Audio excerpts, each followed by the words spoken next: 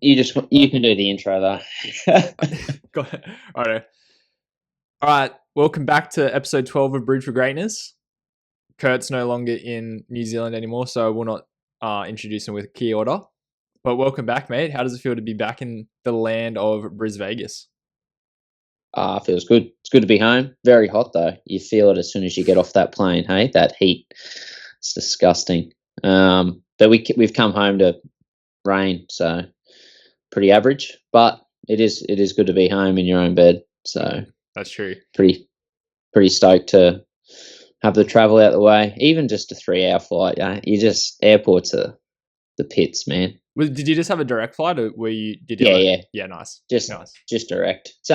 It was 2 hours 45 on the way home. How good's that? Tailwind. Yeah, the flight's not the bad thing. It's more just getting through the airports, eh? Yeah. Where did you fly out of? Auckland. Yep. Nice, man. So it's technically 11 p.m. back on your time zone. So do you feel like you're pretty good, or do you think you're nodding off a bit? No, I'm pretty good. Pretty good. Had a little midday nap, mate. So, I'm raring. Nice, mate. When do you have to go back to work? Tomorrow. Oh shit. Yeah. Straight back. I was tossing up whether I do the real early flight and just head back this morning, because you can get the 6 a.m. flight there and you land at 6 a.m. in Brizzy. Yep. But I'll just take the day and go back tomorrow. Can you feel the crook guts coming on tomorrow, or we? Nah. Because everyone's pretty much gone on holidays, mate. So there's only a few of us left that are working through that Christmas break. So I've had my time off. I do my fair share now. Nice, mate. Nice. Yeah. Well, for those who don't know, how was your week? We'll get into more depth, the racing. But apart racing aside, how was New Zealand? It was great, mate. Weather was really good and great hospitality. We're staying over there with one of Phoebe's family friends, and they've got a lake, pretty much a lake house right on Taupo, so phenomenal. And the hospitality free of charge, just really cooking. Yeah, mate. Free ACOM. We didn't pay a cent. They were there, and it's a big old house. So Phoebe's parents were in there as well, and then her auntie and Simon's parents and that were just staying around the corner at Kinloch, about a 20-minute drive away. So, but mate, we'd literally just walk down the back steps and you're at the lake. It was really, really good, and it was just good to catch up with a heap of Phoebe's family, and also just see some familiar faces at the racing. So, but no, it was really good. Only one day of rain, really. So very good, mate. Sounds like you had a better gig than most of the pros getting around. Yeah, mate, for sure. We were very, very spoiled. So there was some footage of Kurt sneaking around of him heckling some athletes on the side of the road in his budgie smugglers. Did you whack those out apart from on that in particular instance, or were they a reoccurring thing on the lake? Oh, they were reoccurring on the lake. That's good. They were actually a Christmas present from Simon and Hannah last year.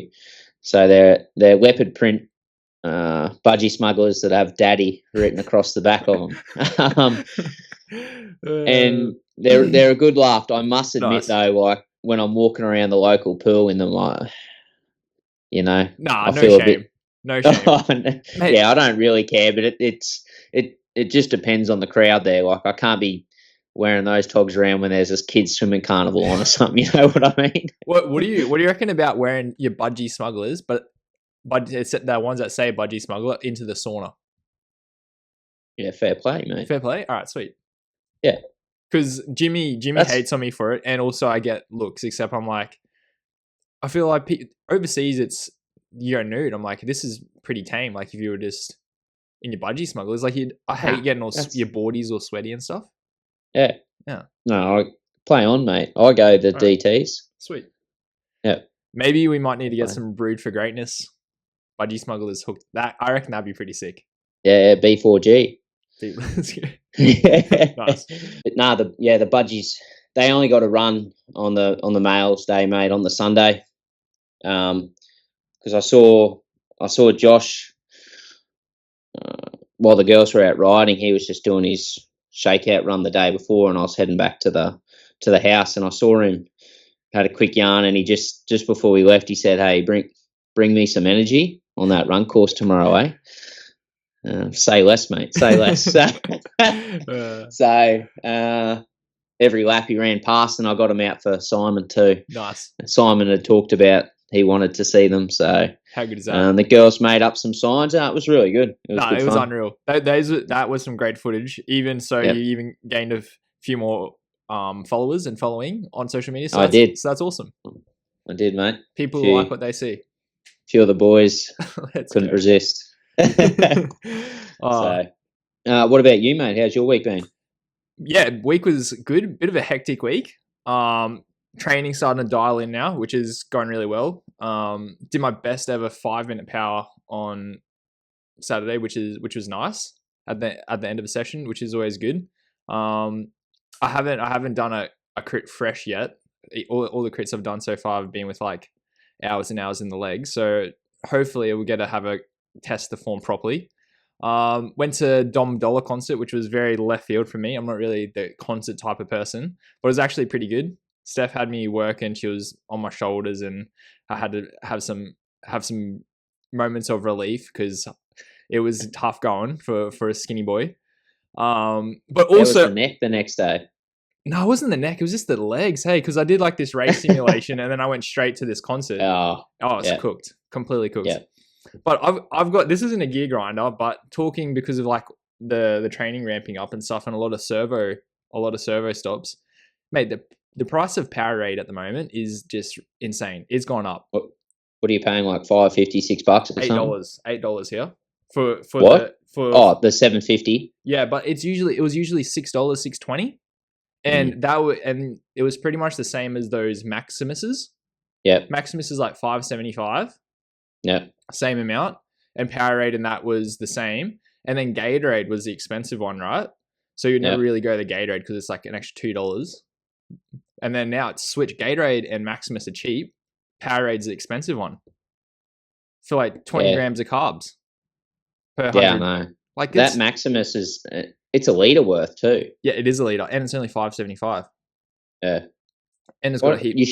You just got to buy the powdered stuff and make your own, mate. Yeah, I know, but I'm saying, but if you go for like, and it's got no refill, and you know what it's like, especially you in Brisbane, like when you start doing a big day and it's hot, you got to stop at least twice if you're doing 5 hours, and it adds up.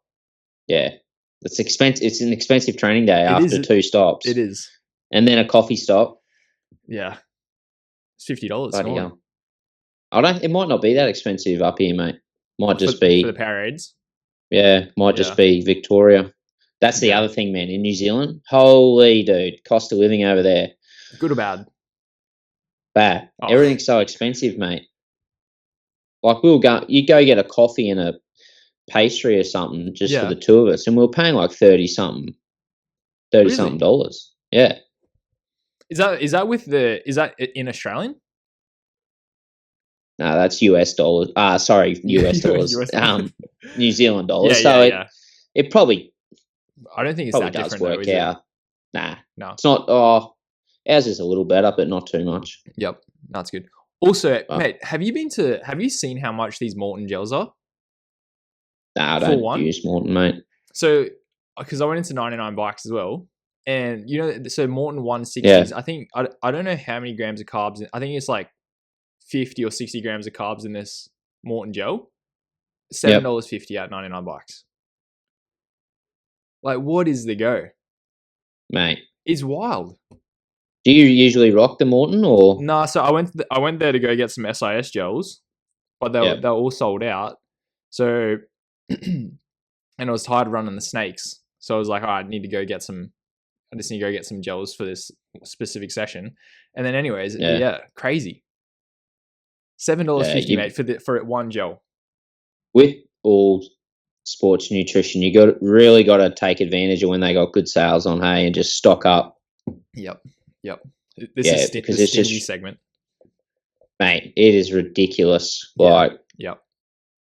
crazy. We'll start with the women's race, hey, Worlds. Yep, let's do it.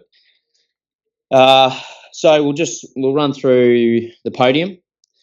So Taylor first in 3 hours 57.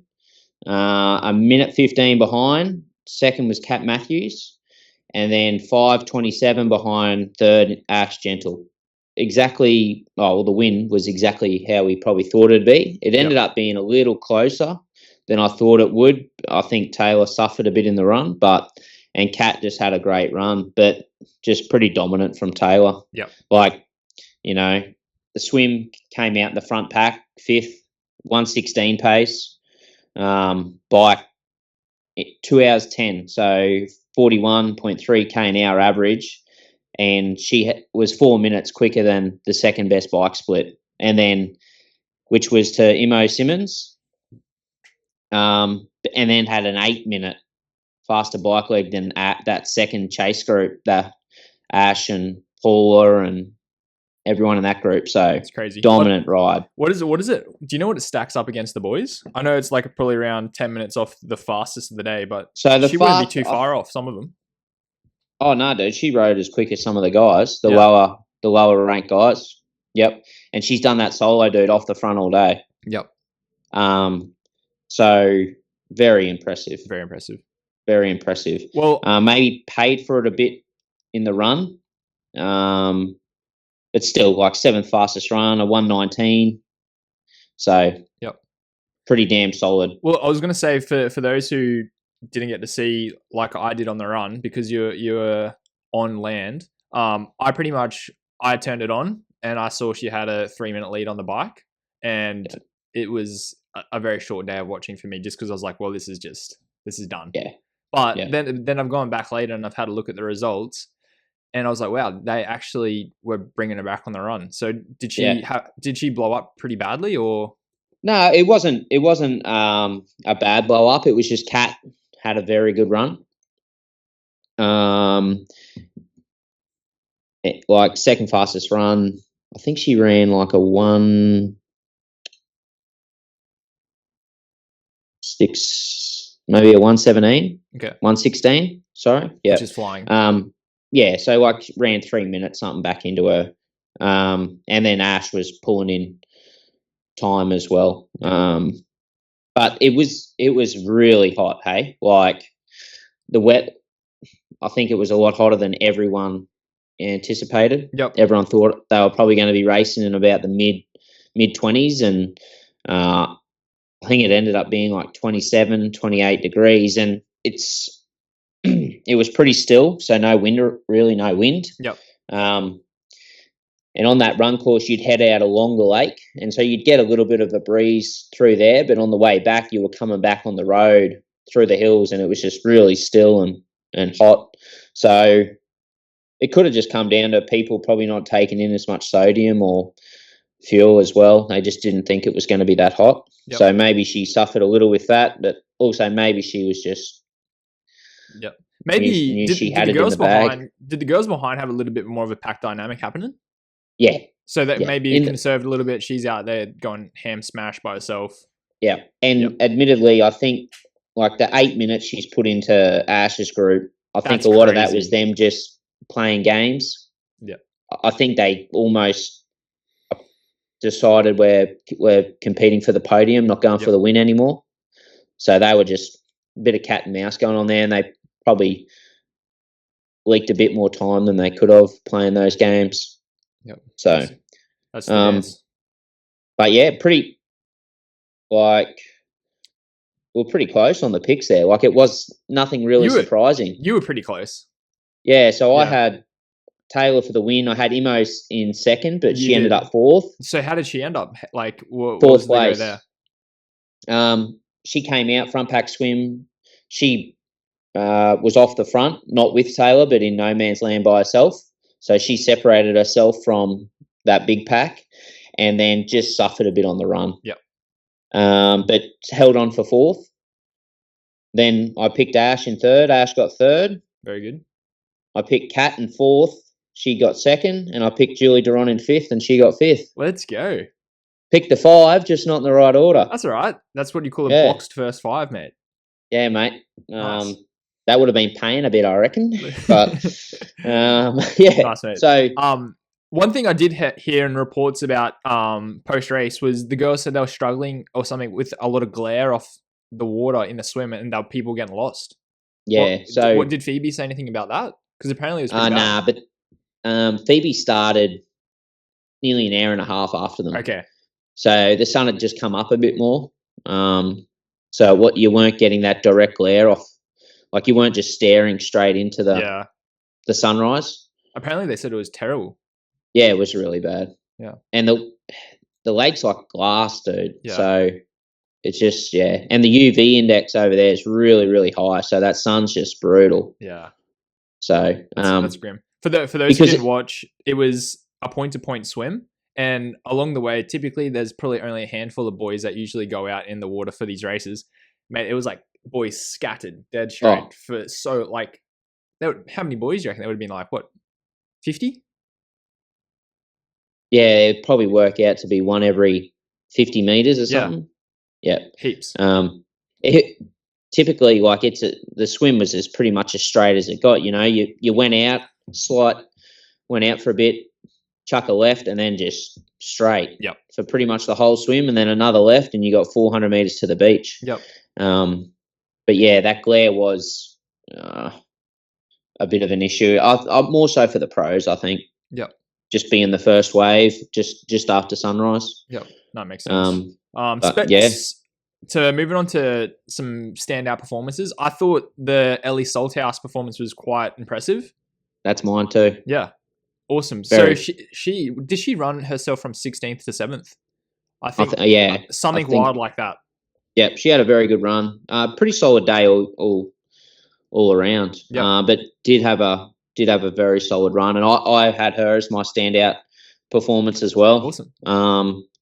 So I thought that was great, and a 7th place at a world championship, massive. And you look at the names above her, mate, and it's stacked. Yep. So she's done very well there, and we actually had 3 Aussies in the top 10. Yep. It's very good. So we had Ash, Ellie, and then Grace Theck was in 10th as well. Awesome. So yeah. Do you reckon that opens? I'm not too sure, but do you reckon that opens an Ellie heading to like a T100 next year or something like that, getting a 7th at a world championship? Or do you think that's something she would want to do, or like, what do you think? Yeah, well, I think this is her distance. She likes that middle distance. Yep. So if there is a contract there, I just don't know if I'd have to have a look at her points, like a PTO going with, their point their system rankings? again to who gets a contract, or are they, but it definitely puts her in the conversation for a contract for sure. She's ranked 22nd in the world. So and how many contracts do they get? 20. 20. Yeah, wow. So you'd have to think there's a possibility that a couple won't take it. Yep, she's definitely in the conversation. To me, yeah, definitely. At minimum, a few wild cards, you'd have to say. Yep. So, very cool. Yeah, no, that was a great way for her to finish the year. Yep. Moving on to the boys, unreal. Yeah, dude. Just so good to watch. Wild. And when you thought it was all over, no. Well, Hayden, unreal performance. Maybe if Curto was on the side of the road with his budgie smugglers, he could have got him across the line with a little bit of extra energy. I know, I feel a bit bad I didn't get him out for him now. But yeah, so for those that don't know, Yellow Geens, just flawless performance. Yeah. He looks unreal. Yeah, and he's finishing a 3:32, and he ended up putting a minute 13 into Hayden, and then 3 minutes into Leo. Yeah. And that minute 13 came in probably the last few K. It was literally the last 3 or 2 Ks. So Yellow's had a great day. So he was in that front pack, 22 minutes, so the 1:10 pace. Yep. 4th fastest bike, hour 59, so 45.2 k an hour, which I was really impressed with. Like, he's a small guy. 61 kilos, I saw. Yeah, dude. And to me, it was just a bigger guys, a powerful rolling terrain course. I thought the smaller guys would just struggle a little more. But yeah, fourth fastest bike, and then the fastest run made a 107. Yep. 313. You know, he's put 90 seconds into Hayden in the run. Hayden had the second fastest run, and he was 90 seconds slower. Crazy. And so I seen his run splits as well. His first 5K was a 15:45. Yeah. And just to go back to like Hayden's performance, in not long at all, easily the first 5Ks, 45-second was taken out of him straight away. Yeah. So you're talking like that's 3-minute Ks for Hayden straight off the bike. Yeah, I think his first couple were 2:55. It's insane. And hindsight's a beautiful thing, but I think Hayden might have been a bit ambitious with that run. He thought he went in saying he thought he could run a 105, and I think he probably lost himself the race there. Yeah. You know, he could have gone out at 3:10s. Yep. And still convincingly had it, you know, and the wheels looked like they fell off around that 14, 15K mark. Yep. And it was really weird. So we were there watching, and it looked more like an energy bonk to me. Yeah. Like he just looked he didn't look like he was suffering in the face. It just looked like he just couldn't go anymore. I think he's got really, really poker face, hey? Oh, he's got a phenomenal poker face. Like the whole time, mate, he was barely sweating. Yeah. Like just humming. It was very much like the Olympics again. Like just sent it, and unfortunately just crumbled right at the end. Yeah. Which makes for such a great watch though. So it does. And you've got to respect it. Like he just goes out there, leaves it all out there. Yep. Races hard from the gun. And mate, like came out in that front pack, they couldn't drop him. Had the fastest bike split of the day, and then the second fastest run. And at one stage, he was winning the run by 54 seconds. Yeah, it's crazy. And we thought it was done, mate.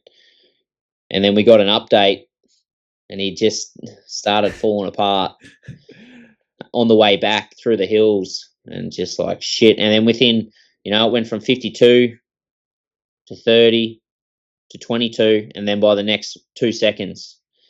And yeah, so bummer. Also though, that's for Yellow to let Hayden go up the road, not lose his cool and composure, and just stick to his own race plan. Yep. Yeah, at a world championship.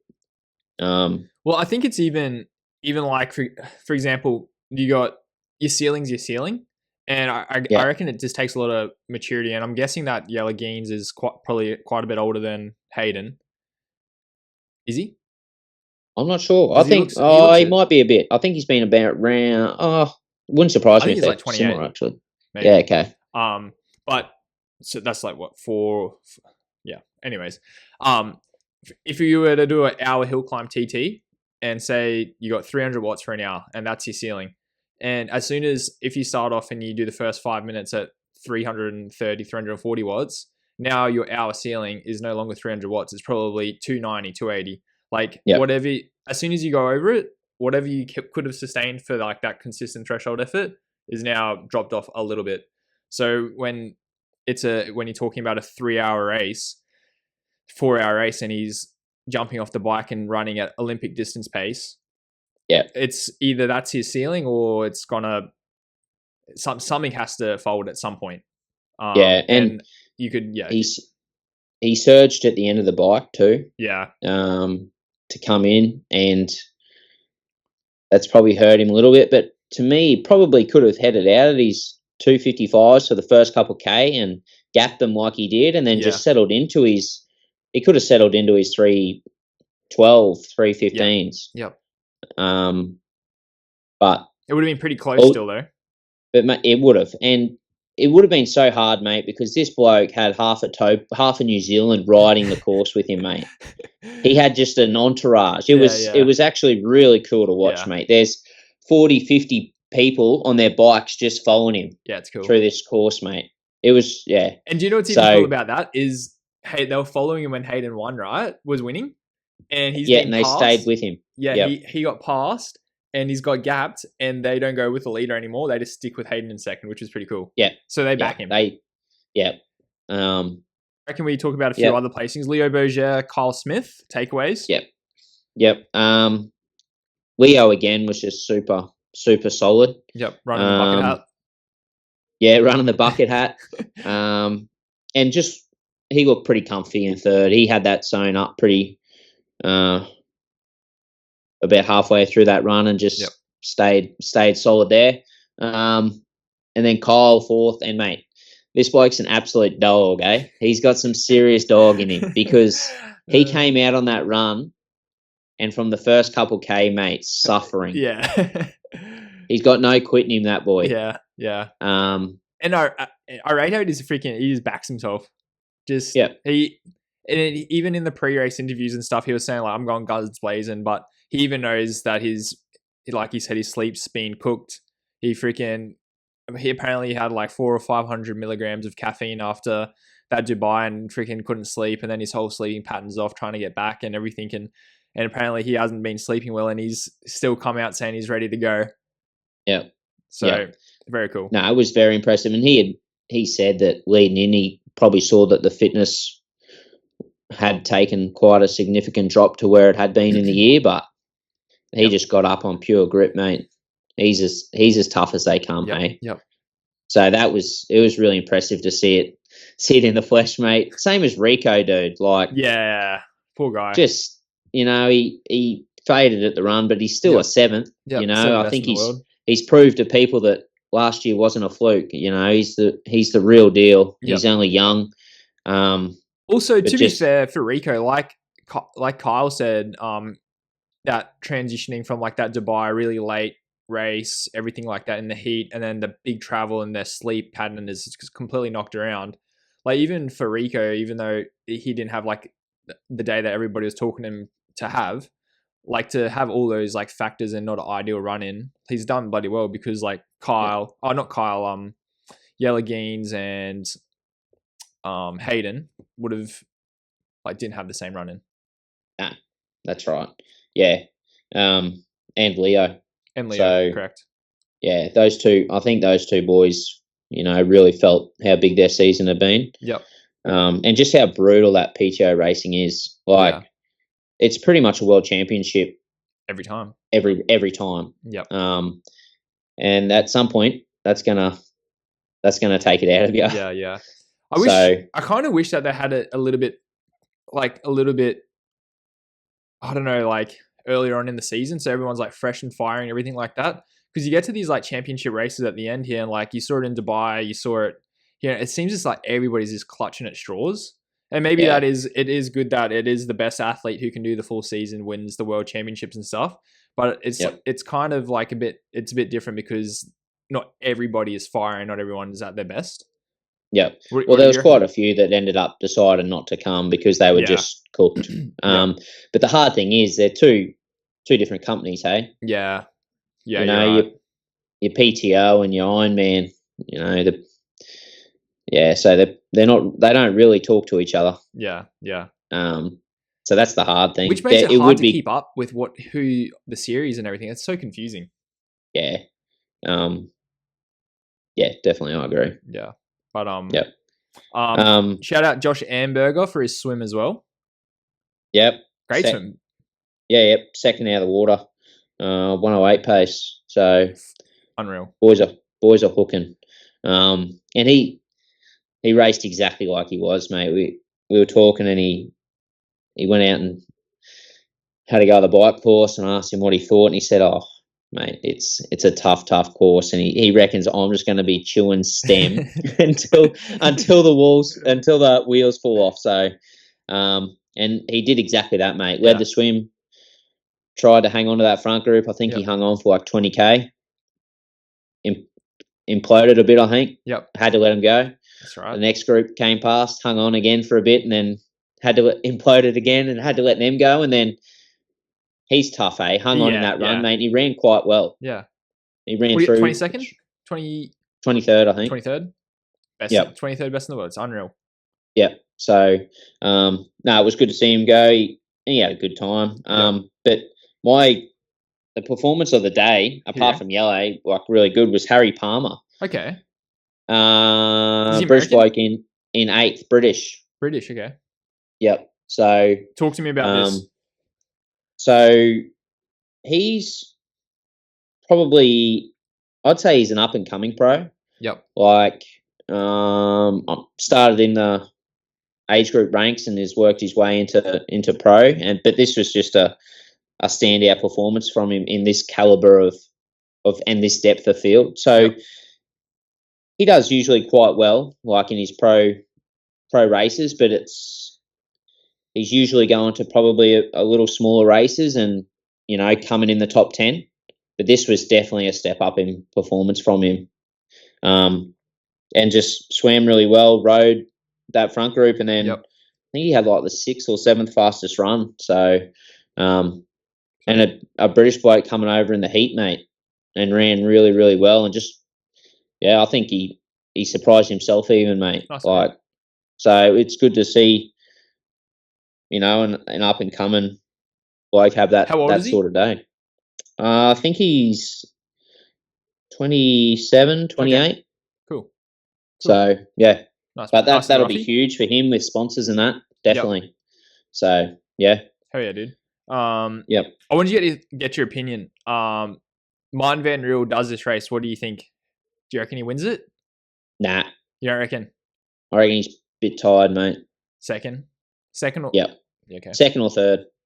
Yep. You'd have to say. I think he would. I think he'd be on that podium. Yep. In what position? I'm not sure, but Yellow was bloody good, and I think the lack of or the lesser racing he's done really showed. He was really firing. Yep. So no, it's good. Yeah. Well, let's get a special guest on if she's ready. Special guest, are you ready? Hello, Elliot. How are you, Phoebe? I'm great. How are you going? How's the jet lag? I was feeling it like 2 hours ago, but now I've perked up a little bit. Nice, that's good. Are you having a break now? Yeah. Let's go. How long? Yep. I don't know. Up to her. Yeah, coach. Oh, she'll have a week of probably nothing. Just swim. Maybe just swim, and then a few weeks of just doing whatever she wants. Nice, mate. Nice. Social rides, social run, but we'll just maintain the swimming. Yeah. Easy. Just keep the feel for the water. That's about it. Yeah. Do you do a little bit of running in the off season, just to help with coming back, return to training, so you don't get a stressy or something like that? Yeah, we'll just slowly build up. Yeah. So she'll go a couple of weeks now where she won't run, and then it'll probably be a month that only running like 20, 25K a week. Yep. And then just slowly start building it up. Nice. Yep. Sounds good. So, but all right, well, she may never run again. So Phoebe can tell about her plans at the end of the little segment, but so Phoebe coming off 4th in her age group at World Championships and 10th in all of the age groups, which is insane. When we talked to Kurt before for our pre-race preview, he said she's on to better her top 10. Was it top 10 from last year? Yeah. And you over-delivered. So how do you feel? I don't know. It hasn't really sunk in, but I mean, I walked away and I was really happy that I left it all out there. Like the swim was unreal. Like 100% the best water conditions, and just like being able to see the bottom. That's cool. Love that. And then other than having to swim through like all the oldies, I found some good feet and got through the water pretty easy and comfortably. Nice. Swim exit was not ideal. It was like, an 800-meter transition. Couple steep. You pretty much ran up just this steep ramp out of the water. Yeah, it's disgusting. How'd they start you guys? Did they do line start, or did they do like the one at a little above? Yeah, so like it was beepers? it was rolling start, and it was Yep. 8 athletes every 10 seconds. Yeah, nice. Yeah, and we were the second last age group to go off. Oh, that's annoying. Yeah. Yeah.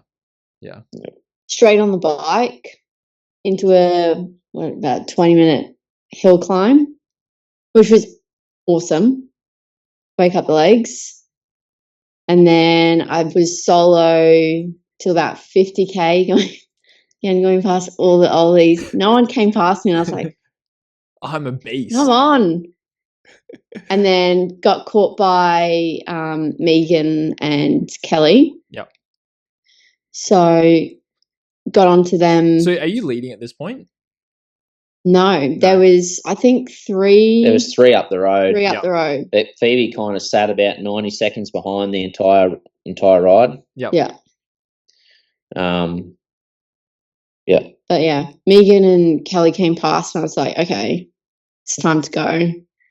And I wasn't really overly happy with the power that I was pushing by myself. So I thought, I'll try and keep up with them, because they came flying past me. Yeah, I was able to sit on. And then that was like 50K to 80K. My back was getting sore, so I just thought I'd get out of the saddle and do a couple stretches. Yeah. As soon as I got up, both quads were just like teetering on the cramps, and I was like, shit. And we just got onto Broadlands, which was pretty much a 10K downhill, slight downhill, into a 10K Slide uphill. Yep. But just like rough, chips hill, headwind. And so I wanted to stay with them for as long as possible. But as soon as my quads went, I was like, oh. Yep. It's time to just sit back, hit your own power, and hopefully we can run a decent half marathon off the back of it. And hopefully they're pushing way too hard. Any catch up. And how was your power on the bike? What were you trying to hold? I wanted to hit 190 at the bare minimum. Nice. And when the hammy started going, were you on that, or were you a little bit over? I was just over. Yeah. But I knew I could do it because we'd done it in training. I think it was just the conditions as well. Like, we were hoping that it'd be a cold race when we went over. Yep. And probably a lack of sodium. Yeah. Ended up going more low sodium than usual. Yep. And I think that just really caught up didn't help at all. Yeah. I reckon there's something about a cold water swimming in a wetsuit too. Just puts your body in a bit different position. And I've had it before too, where all of a sudden your legs just start cramping because you're kind of not swimming in a normal position anymore. Yeah. Like I've had that a few times. So I think that just maybe fatigues the quads or the legs a little more than what they. Do you reckon it like tenses them up a little bit?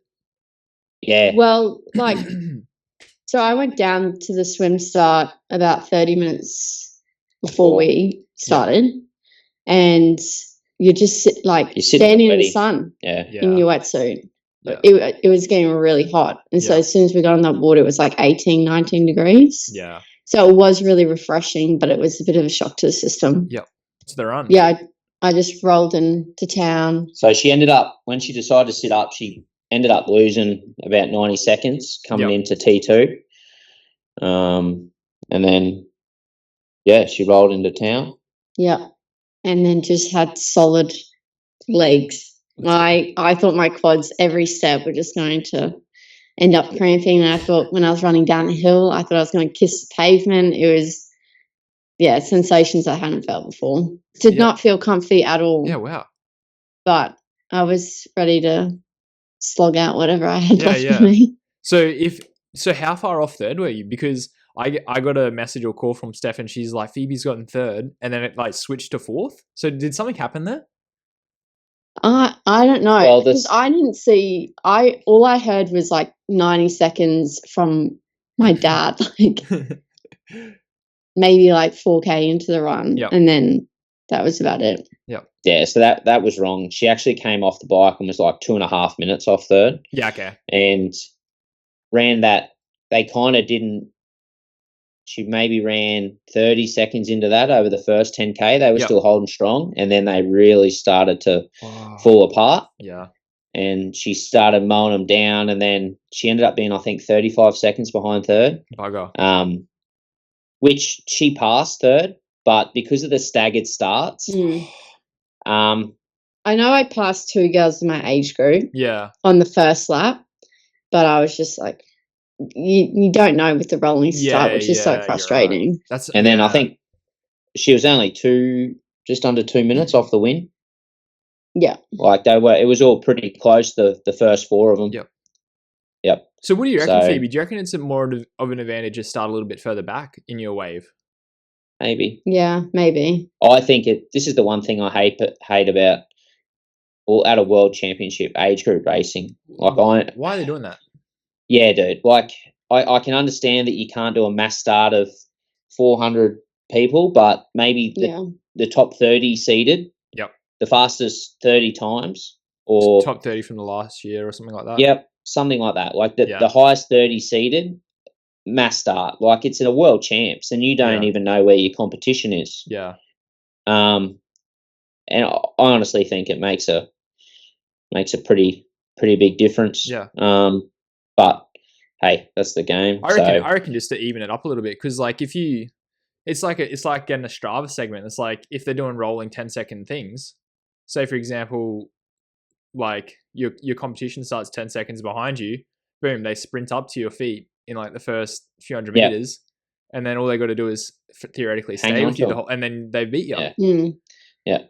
Right. So, but she raced really well, and like a top 10 age group overall too. She's made some good improvements from last year. Like the swim's miles better. Nice.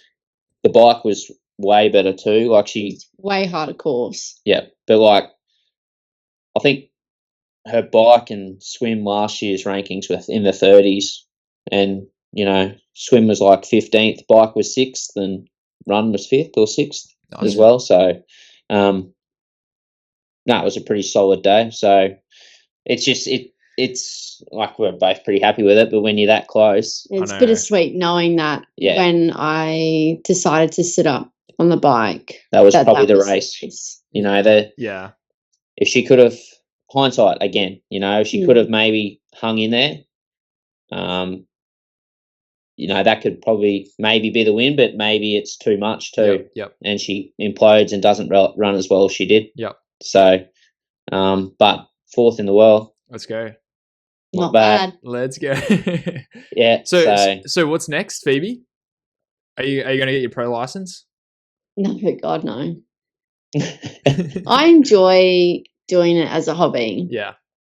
I don't think I would I go pro, I'm getting flogged. I'm not even racing. I'm just going there and participating, trying to hit power numbers. Yep. Yeah, with her her swim's improved a lot, and it's quite solid, but it's not where it has to be in a pro race to be a part of the race, and then her bike's not strong enough that she could bridge up to those girls. Yep. So that's all right. She'd have a day of just racing by herself, and I just don't think she'd enjoy that. I think they pull the pin a bit quick in going pro. Yep. And to me, if your swim's not at least that second pack, your day's over. You're just by yourself all day, and you're not actually even racing. Yep. That's right. Also, Phoebe's working full time as well, so yeah, it's also a big difference. So if there's a sponsor out there who wants to sponsor Phoebe to make the switch, let's go. You should have your agent. You should have your agent. I know you should have Kurt should be busy trying to get all the deals and stuff done now.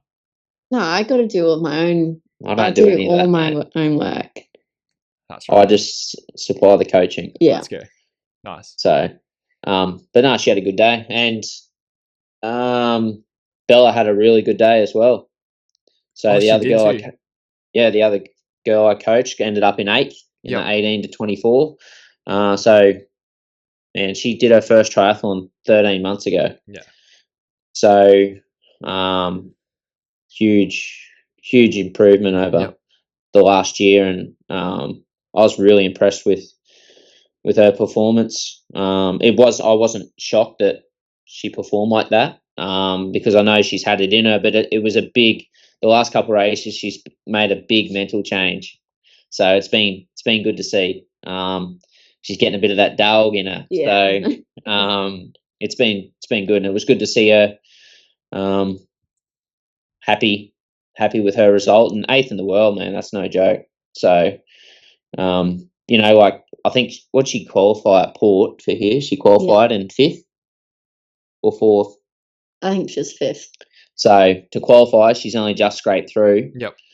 At Port, and within 6 months has turned around and come 8th and towed up a lot of really good girls. Let's go. So, and I still think there's a lot of improvement. There's still heaps of room in the swim and the bike. And she had the 2nd fastest run in her age group of the day. So pretty solid. And also shout out to Hannah. Oh, mate. So we all knew, and Hannah included, knew that she was coming in well underdone. Well, she had did lose a fight to a kangaroo. She lost a fight to a kangaroo and had pretty much 2 weeks of no training after that. Hadn't done much training before that. She had like a week off even before the kangaroo, because she managed to ride herself off the road. So she had a crash, and then far out. But she came into this, and I'd even spoken to Phoebe about, maybe this is going to be a really hard race. Like, maybe Han just wants to go there for a holiday, like it's going to be so painful. But Han was like, no, I want to do it. So she had her biggest week of training in the week of the race. So I think it was it's actually her first green week since maybe the start of the year. March. That is the definition of panic training. Yeah. So she got all her training done and started the day, and it was just going to be a big slog for her. And the bike, I think, was just under 3 hours, solo. She's only a tiny little thing, and she hadn't done a 90K ride since Port. Oh, geez. So 6 months before that.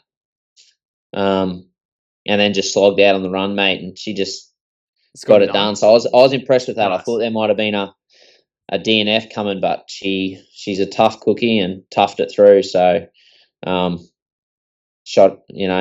was impressive to see. So shout out to Hannah for slogging. Because, mate, no kangaroos in New Zealand, thankfully. No, they have wallabies. They have wallabies, so she was a little nervous. We found a wallaby sign just off the bike course, and she was just like, oh, so shut her pants. And then just a quick shout out to Simon too. Got it done, sent it in the swim, sent it in the bike, true Simon fashion, and paid for it a bit in the run. So, let's go, Simon. That's how he races. That was his game plan too. Hopefully until the wheels fall off. Hopefully next year it's Kurt v Simon at this event, hey? Well, we'll see. If I can. You'll be right, mate.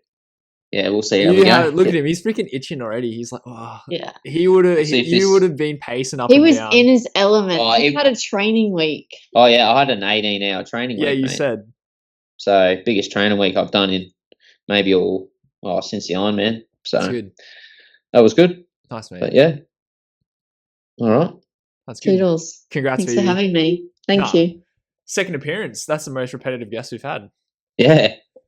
Seems to be always when she's done some insane result as well. Yeah. I know. You want to do? You should be finishing the rest of this pod, and I'll cook dinner. Nah, I've already cooked it. All right. Dunsky. What's up? What do we got next? Do a quick PTO season wrap up. Yep. Top 3 races PTO wise. For me, it was San Fran. Okay. And purely because that Rico, Martin, Kyle battle, sprint to the finish. Yep. And then Dubai, the last Dubai females race. Yep. I thought was really, really good. It may not look like it on paper, but that Ash and Taylor battle was unreal. And then Singapore, and that was purely because of how brutal the conditions were.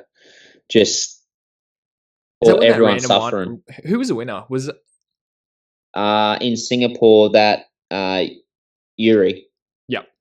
Okay. and then Sam Long second. Yep. So Nice. yeah, that was they're probably my three. London was close too, well, pretty cool. But the thing is, they're all pretty entertaining. Yep. No, I agree. I didn't know what exactly we were including here. So top for number one, I went Kona. Oh, okay. Yeah. I just thought that was just. I think the whole build up to it, Yeah. the storylines and the race was just. I think that Yeah. was, If we include that, that's my number one too. no, okay, cool. All right, sweet. Yeah, by a mile. Yeah. It's definitely the pinnacle of Yep. the sport, I think. And it's such a good race to watch. Yeah. Oh, yeah. Top three performances. Top three performances. You probably can't go through past Patrick Lunger's Kona.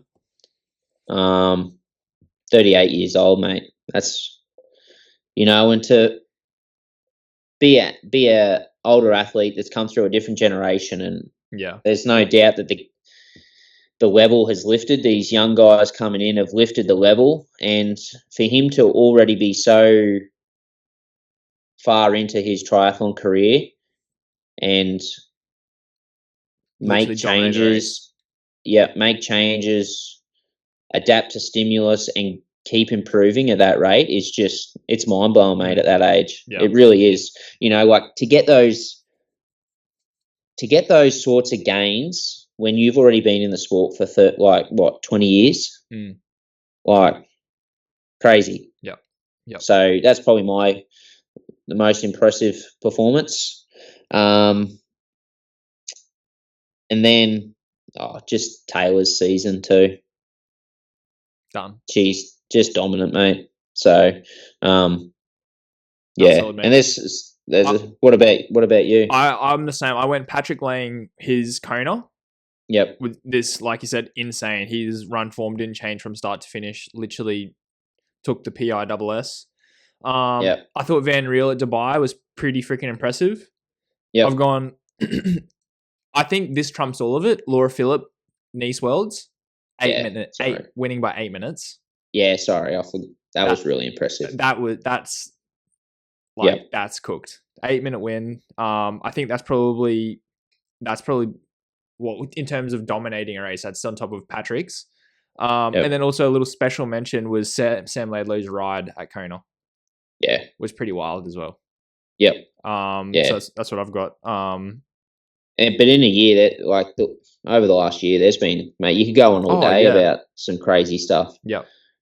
So I want to get your thoughts on what you'd like to see the PTO doing next year, like how they can make it better. I reckon is T100 included in the PTO? Yeah, that's T100. I think bigger fields. Yep. I think bigger fields would make it a lot better. I reckon, like on the weekend, that 60 to 65 field, I think we need more of that. Yeah. I just think 20 people in a race, it's just not enough. No. And no, it's not. Because like you see in every race, there's really only a few guys competing for the win in the end. Yep. Like there's really big gaps because there's not the amount of guys just to fill in those gaps where people have deficits in certain legs. And I don't know why they couldn't maybe make it top 30 contracts, and then why they couldn't just every race get 30 wild cards. You don't have to pay. Say, here's a wild card. Yep. You can come, and if you win prize money, you win prize money. Yep. I agree. And it gives people opportunity. And mate, there'd be people jumping at the bit to, Yep. So I don't think you need to give them contracts. Yep. I agree. Yeah. And I think it's good. It will filter more people through to see who deserves the contract for the following year. Provides way more opportunity. I was also having to think about this. I think we need, like, as it is pretty good, but I think somehow just like making sure, especially for long course, keeping it so your swim, bike, run, it's important to be good at all. Like I would hate for it to see go down the route of like the sprint distance where it just always comes down to a running race, because I feel like that's just shit. Yeah. I think, but I was thinking about, like, how they were thinking about extending the gap on the bike. Yep. I don't think that could, like, even though it is kind of annoying, but I reckon if they were to go down that, I'm not saying yes, you need to do it, but I think it couldn't actually be a bad option. Like, Yep. at least then it kind of eliminates like these packs and stuff. So it actually favors someone who can string together a swim bike run. Yep. I think maybe they just look at doing quite, these tough courses. That Yeah. would help it as well. Like Yeah. these really, I agree. like on the weekend at Worlds, mate, there was just no hiding on that bike course. Yep. And I think you've got to look at doing that. These courses that are just out and back and dead Too flat, too it's flat. Yeah. I agree. We do need some more mountain Yep. type ones. So I think that's another option. Just some Yep. more dynamic bike courses. Yep. That are really going to test the fields. And I wouldn't mind seeing some not big ocean swims too, dude. Yeah. Like That Alcatraz one was pretty freaking sick. Yeah, that was insane, dude. Yeah. That was cool. Yeah. I'm not a huge fan on dam swims. Yeah. Like It's just pretty standard. Like maybe get a bit of the Ironman, like Nutrigrain series, like some 100%. legitimate When there's ocean people swims. like that are catching waves back in, I Yep. agree. Yep. That would be good. What else Yep. is there? That's really all for the PTO. I think that what they're doing is great. Yeah. Like, I like how they're not restricting people with their equipment. I think that's fantastic. Like, you see some really cool tech. Yep. I think they need to keep that happening. They've lifted the game and the opportunity for these athletes to make money too. And I think you're seeing it in the performances as well. It's everything, you offer up a good amount of money for people to make, and mate, people will lift to another level. So I think that's been good, and it's made Ironman jump on board as well. So, like, if you have a look at this season, man, there's been a lot of people that have made good money. Yep. Like Kat Matthews, mate. She did PTO and won the Ironman series. Ballin'. Good on her. Well deserved. What about the Ironman Pro Series? Any thoughts on that? I think honestly, for how well Ironman promote their one-off races, I think they need to figure out a better job to put a bit more emphasis on driving people to want to do this series all year round. Yep. Because I feel like it's, I don't know, like you might know a little bit more, but I feel like it's lacking a little bit of oomph to it. You know what I mean? Yeah, I've got the same sort of feeling, but I think it's come from it being too flooded. Yeah. Too many races. Yep. Like I seen something about half points and things like that because a certain person had done 4 races, so if they do any more, they get half points and things like that. Yeah, right. Like that's a bit too that's too much to wrap your head around. Yeah, but I think where they're going wrong is, I think what they need to do is regions have their Ironman. Yep. Like championship, like Oceania Championship, and you choose somewhere, whether it be New Zealand or Australia, and that's a pro series for there. Then you're going to go North America Pro Series. You're going to go Europe, and you have these big region races that everyone from those regions are going to come to. Yep. And that they're all the pro series, and you can travel around each one, and then you have your world championship. Yep. So you reckon cut back on the pro series races? Yep. I do. I agree. Yep. Because I think maybe only the thing is though that it's an Ironman emphasis event, but like I think too many people were just trying to do too many. Like just too many races, man. How on earth I think you should have one Ironman count and maybe two 70.3s. Yep. Like, I just think you found a lot of people chasing races all around. Yeah. Yeah, just trying to chase points, and their performances were probably, I think everyone ended up just cooking themselves. Yep. And the races just didn't seem like they had that big of a, apart from a few, but there was a lot that like didn't have much, I guess, aura about them. Yeah, no, I agree. I think everybody would agree, to be honest. Yeah. I honestly struggle to keep up with the Ironman series leaderboard. Yeah. Yeah, I think the quality over quantity is the way to go. But it's like there is a lot of Ironmans, so maybe they need to have like it's like a gold star, like you were saying, where Yeah. like even though there's heaps of Ironmans getting around, you have the same prize money, you have the elites, and then like maybe every now and then you have a specific gold star. This is for the like the World Series or something like that. Yep. So yeah. Another thing I was thinking of with this racing, and you probably can't with PTO because they're already paying contracts to the people, but with Ironman, I reckon it'd be cool to see some like bonuses in the races, like first swim bonus or like King of the Mountain. You reckon? Dude, I reckon that, and it'd just, I think, add a dynamic to the race where someone probably knows they're not in it for the win or something, but it just adds that extra dynamic to the race. I could see how it could make it a little bit more exciting, except then you just get people sandbagging and trying to take. I feel you, except then I reckon then it goes down like the whole Super League route, and then you just got random shit happen, and I'm like I don't really care who hopped off transition the best, and like I want to see who won. Yeah. And I reckon that's why people go to long course is because and love watching long course is because there's no bullshit. It's just who's got the line, who's got the dog in him. Yeah. You know, and I reckon, and you see, I reckon exactly what you're saying there is. I think you've seen that in cycling as well. People are like, how do we make this long form racing more exciting? And they start throwing random shit in there. And then there was, remember that Hammer series? Do you ever heard of the Hammer series? So there used to be, it's not around anymore, and it's literally, it was exactly like Super Tri, but for World Tour cycling. And there was like 5 Hammer series races or something like that, and there was like Hammer Limburg and Hammer something and all this kind of stuff. And it was literally just the most random. There was like, it would be stage 1 was team time trials, except all the teams are like time trialing against each other, and there's like trains going against it and everything. And then in the afternoon, there'd be like some circuit race that's a points race, and it was just completely random, messy. And it's like nobody really wants like, you know what I mean? Yep. Yeah. I was just coming from the point because like the PTO, you kind of, it's just a little easier to watch than the full the Ironman series, because it's hard work watching a long course event. Yeah. You know what I mean? That you just throw in something there to keep it. Well, especially with people watching anyway. I know what you mean, because there is so many events. Yep. Yeah. Well, maybe every now and then they could throw it in there every now and then just keep those. Maybe not at the big ones, Not the big ones, yeah. Yeah. Food for thought. Maybe. Not a bad take. Just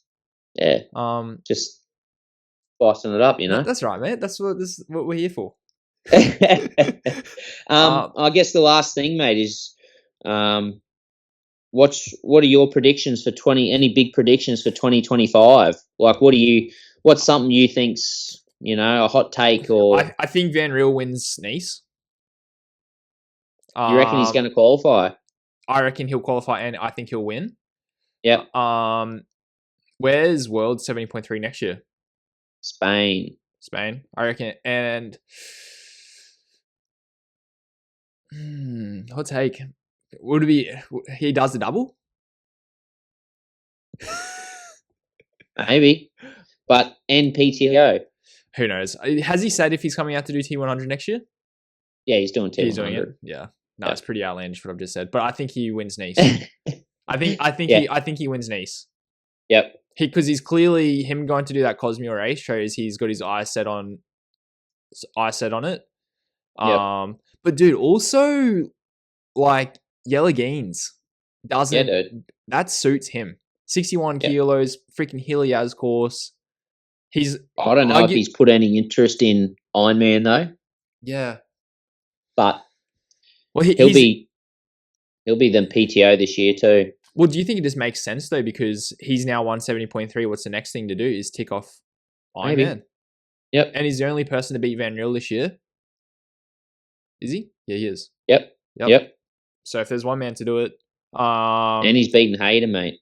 Like he's at a home Worlds. That was really impressive. Yeah. Yeah. Okay. Martin Nice, eh? I think Hayden Wild wins 70.3 next year. Yep. What's he going to do next year? Like, what's the go? Like, do they He's looking at doing some middle distance stuff, so I don't know whether it'll be Ironman or PTO. Yeah. Why wouldn't I think PTO would have offered him a contract, whether or not he's taken it. Yeah. Yep. It's another option. But what about you, mate? Hot take, I reckon Christian dominates one course, Ironmans. I reckon everyone's just writing him off because he's but I reckon he starts coming back and dominating falls. All right. And another hot take, I reckon Ash goes around again and beats Taylor in a race this next year. I hope so. Yeah, that's my hot take. I reckon Ash takes her out in an event, in a PTO event. What do we reckon about Sam Laidlow next year? Hard to say, hey? Is it? It's a niche year. Yep. Does he defend his title, do you think? We might see next year him really just concentrate on that Ironman again. Yeah. I think he paid the price for dabbling his toes in a few different things this year, which is unusual for him. Usually, he just from the start of the year, he just says, "Nah, I'm world champs. Full is what I'm concentrating on." Yep. So I think we'll see him really zone in again and attack the full distance. What about Patrick going back to back? Nah. You don't reckon? Nah. Why is that? Not on that bike course, dude. You don't reckon? Nah. No. Okay, that's right. I don't think he's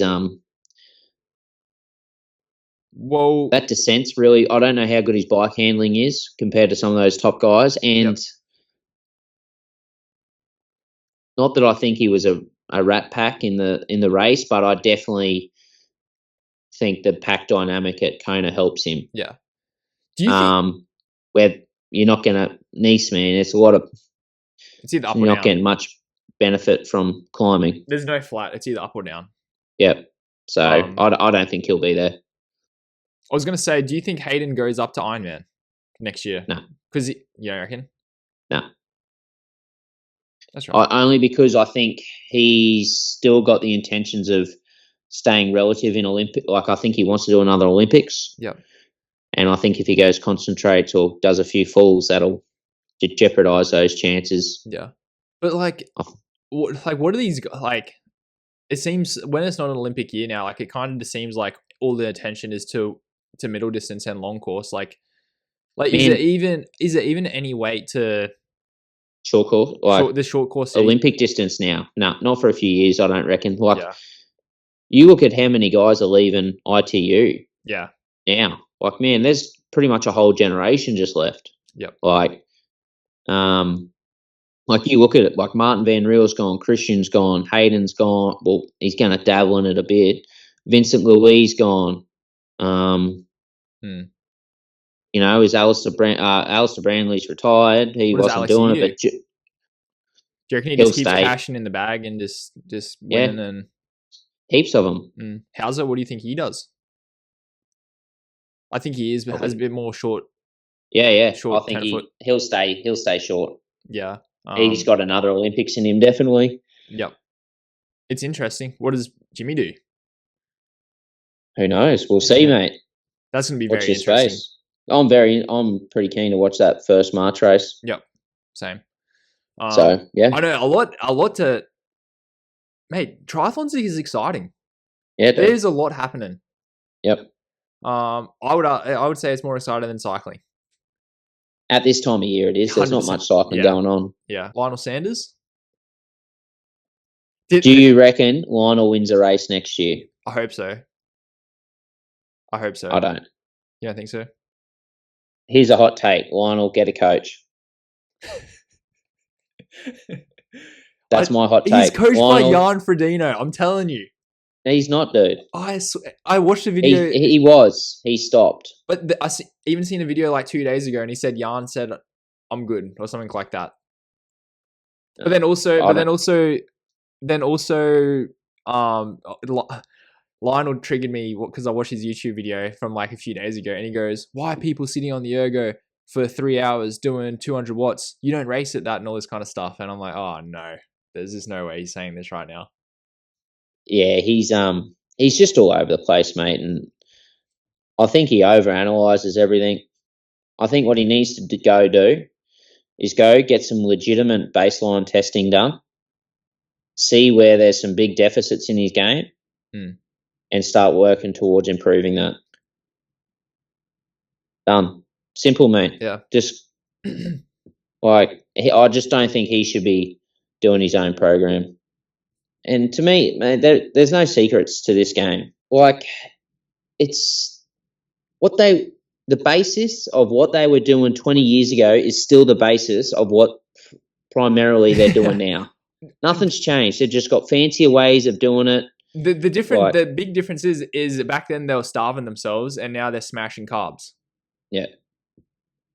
Like, but once again, the philosophy of how they're training, mate, But then again, I was listening to a Try podcast on the other day, and dude, literally, what have we been saying? They were talking about, then I was sharpening up with some 8-minute efforts again, and I'm like, what is the go with the people doing these 8-minute efforts for triathlons, half Ironman and Ironman? But, mate, as like a primary thing that they're looking to do. Yeah. But like maybe like 5, yeah, who knows? But I think Lionel needs to get a coach, and one that's just firm, mate. Like, Lionel can't be picking and choosing what sessions he needs to do. I think he needs to commit to it. Yeah. Someone he trusts and go about it that way. And I honestly don't think it should be someone that's really scientific. Yeah. I'm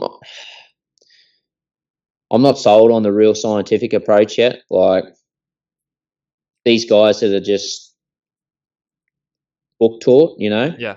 I think no real world, not much real world experience, and they're kind of just stuck in. No, this is the information I've been taught. This is what the books say. This is it. Because I just don't think it works for everyone. It's like anything, mate. It's like anything in life, hey? There's experience, and then there's book, or if it's paired together. Yep. But I just hot take. Yeah, but it's fair. Yep. Yeah. What do we know? Yeah. But other than that, I reckon that's pretty good, mate. What do you got coming up this week? This week? Yep. Oh, you're coming into town, aren't you? Oh, yes. Let's go. We're doing Muzz together? Yeah, we'll see. Even if I drop you there, we'll see. No. You're doing it with me. I'll do a Muzz. Yes. You got to enter today. It shuts tomorrow, so you got to enter today. Oh, does it? Yep. What time tomorrow? I don't know, but please enter. Yeah, okay. I don't know if my license is still valid. Oh, you'll be right, mate. You've done a 20-hour bike week. You'll be right for it. And it's the new track. Yeah. What track is it? The main one? And it's clockwise. Okay. All right. So it's as standard as it gets. And then what? Steffi's coming up too? Yeah, Steffi's going Friday to Monday. Yep. And then Phoebe might be able to take her out for a ride. Will Phoebe be here still? Yeah. Oh, sweet as. When are you going, Phoebe? Haven't decided. She hasn't even booked her flight yet. To go back? Yep. Yeah. Do you reckon she'll still go? Yeah, she'll go. Yeah. Nice. 100%. She's not staying in Brisbane for Christmas, let me tell you. So. That's cool. All right. No, sweet. All right. Well, I'll see you in a few days, mate. Yep, see you in a few days. Let's listen to that back and see if we need to edit out calling. We'll chop. There's heaps to chop up, but are we calling out? Are we keeping in the calling out part? Fuck yeah, get a coach. Oh, yeah. Yeah, bro. I'm still convinced he's coached by Jan Fredinos, but I don't think so. All right. I'm going to do some research. Don't you reckon he just jumps fad to fad, mate? Like, he changes his approach every fucking week. But do you reckon it's on purpose to draw attention? Like, because everyone, it's a polarizing character. Everyone. You know what I mean? Yeah. I just think they're trying to do too many efforts, too many fluffing. Like, you don't really need to do that. Like, you don't need to overcomplicate things. No. And he's like, I used to be so strong on the bike. Mate, get on the bike, do some big-ass fucking tempo blocks. Yeah, and some big Ks. And big Ks, dude. It's pretty simple. Yep. anyway. I want to See what know. he I does. want to know what. Maybe I don't know how we get this info, but I want to know what they're doing properly, because what I've been hearing isn't what I want to be hearing. I want to know, are these guys doing 6-7 hour days on the bike? No, dude. But that's crazy. Why are they not doing that? I think some are, but not regularly. If your Not race regularly. is a 7-hour time trial at everything you've got, 7 hours, full steam. You got to be going 7 hours at 50%. How have you not done 7 hours at 50%? Yeah, that's crazy. I know. Yeah. Oh my god. But anyway, just at least a sweet. few times. You don't have to do that every week, obviously, but a couple of times. Yep. Yeah, I agree. But then I reckon the argument would be we do a few Ironmans throughout the year. And what do you say to that? But what's two fucking 4.5 hour rides? Yeah. Like, mate, I'm an age group and I'll do a 4-hour ride every weekend. Yeah. You know what I mean? Like, yeah, they've got to be, surely. I don't think he is. I think a lot of them probably are, but what is Josh doing? Is Josh doing big Ks like that? Yeah, I know he wasn't though with David. Oh, okay. He used to. He used to, like years and years ago. And then he wasn't, and then he started doing some again. Yeah. Because this coach he had at the start of the year was giving him just intervals every day on the turbo, dude. Yeah. I reckon just short, like. Yeah, I know, fluffy stuff. Yep. Yeah. I reckon Sam Lodlow surely would be. Could you be able to do that TT on the bike? I think he loves off-season, dude, because he'll go 7-hour ride. Bang, there you go. Yeah. And what's he doing? He's doing the course record. Yep. I think even Hayden does some really big bike Ks as well. Yep. And he had the fastest bike at Worlds. There we go. What do we know? Yeah, I know. Yeah. Anyway. We have a great guest. Yep. Coming up. Full left field. Yep. Very good. Do we give a hint? Yeah. Hey. Yeah. All right. All right, done. That'll do. There you go. Easy as. Sweet. See you soon, Kurto. And thanks, mate. Phoebe.